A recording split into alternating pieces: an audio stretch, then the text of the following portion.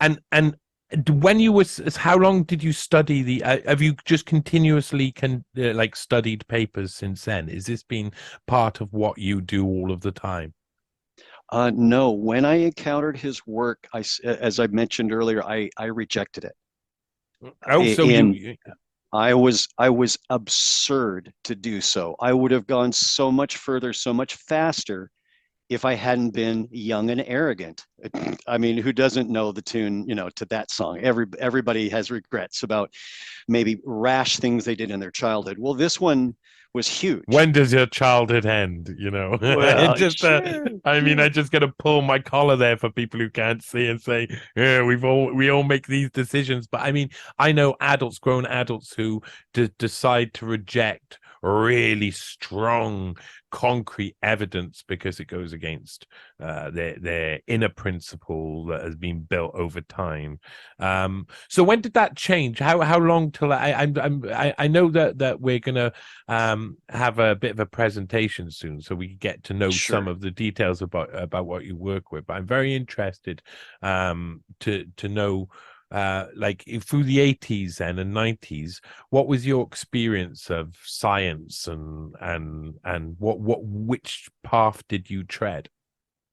Minimal experience. I had no path to tread because my nickname, really honestly, was Ferris Bueller.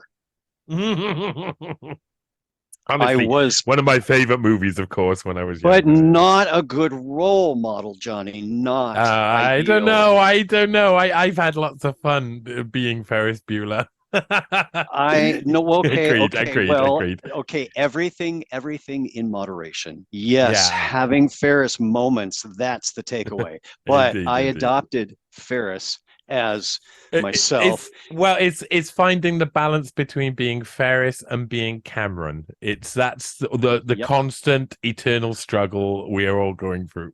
Yep. Yep. I love Cameron. I love Mhm. everybody that just, all of the characters. The dynamic of Ferris and Jeannie, of the Yeah. catharsis that he had with his sister when they Hmm. came to understand the empty nature of sibling rivalry, Yeah. Yeah. and they Yeah. Yeah. defended each other at the end. That was like, yes, that was, Uh, my epic banner moment.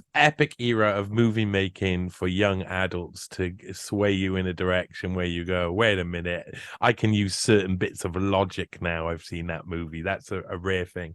Anyway, we're getting off. Getting No, off not at track, all. Ferris. We're Not at getting off all. track. You're almost driving my dad's car off out of the window. I never had to do that. Never did. Yep. Never had one lesson. That's my favorite, Mm, one of my favorite Ferris Bueller lines. yeah, yeah. But to your question was, how did you apply? How did you emerge and evolve and start applying yourself to science? In the early years, I Mhm. didn't. I Mm. saw Cantwell's book. I stood there quite brazenly and read it cover to cover and then put it back and didn't buy it.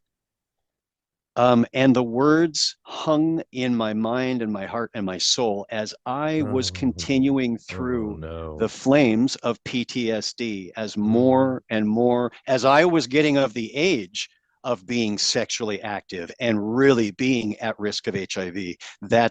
And seeing the people my age and particularly 5 to 10 years older, people who were in the prime of their health, the people that that walk down the street and you're like, oh, I need to go to the gym, I need to look like that guy. That's the kind of folks that were getting sick, and it was continuing. So I didn't have any room in my mind. I just thought, if I can just I felt like dodging meteors, like a cartoon, like a little character scampering around the landscape. And at the same time that there was attraction and interest and a love interest in someone else, I had this horrible dichotomy of suspecting them and wondering if they were honest and wondering if they'd really been tested Mm. and who had they slept with. All it was a Mm. it was a very, very, that's its own story. And I've never really opened that book in full. I've told little It's bits a and pieces pattern, of it though. and That stuff. book is a pattern. That book is a pattern that everybody who was in the gay community during the late 80s and throughout the 90s and onwards psychologically have kept. You know, the suspicion of their partners due to the fact of how much advertising was given to this. I suppose, how much purchase was given to the idea that homosexuals somehow did this to themselves. That's That's what I think. precisely the value and what I really appreciate your point. And that's in your consciousness, that you're clear on that. That is one of the it's a bittersweet pill.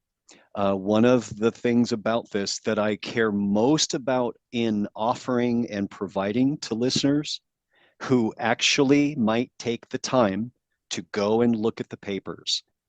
And you don't have to learn thousands of words of scientific jargon. You don't have to get a PhD to glean what was occurring in the science, the direction and the trajectory that they decided to move in.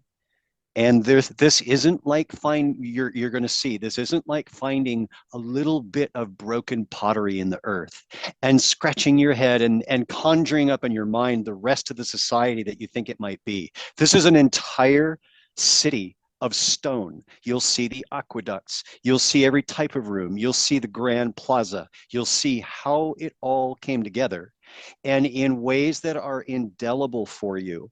So it's going to be a shock for those of you that put your nose into the material. The closer you are to trauma about AIDS, I see in the younger gay kids just an ambivalence about what it did to the community Oh before yeah. Truvada and other things that kept HIV seemingly at bay.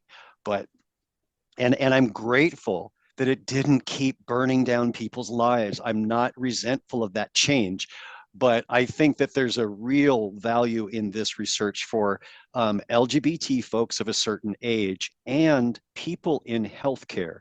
I've had some very spiritual connections with folks that took care of AIDS patients back before there were any options, when it was AZT. That was it. And AZT would just bring them right down the drain. Yeah. I've had very meaningful connections with clinicians, and there's a stitching back together in their heart about what it all meant. And they could exclude that whole horrible American televangelist crap about revenge from God and you break God's will and look what he does to you. That kind of stuff that Billy Graham and others spouted all during the 80s. Mm. This is your healing, but it's a fire, people. It's a cleansing fire, and there's nowhere to hide, unfortunately, from the substance of the material. And I sound a little bit foreboding because for those of you that really care about this, it's going to be very jarring for you. It's going to call into question, and I think you mentioned it earlier, Johnny. It's going to activate for some of you a function called confirmation bias.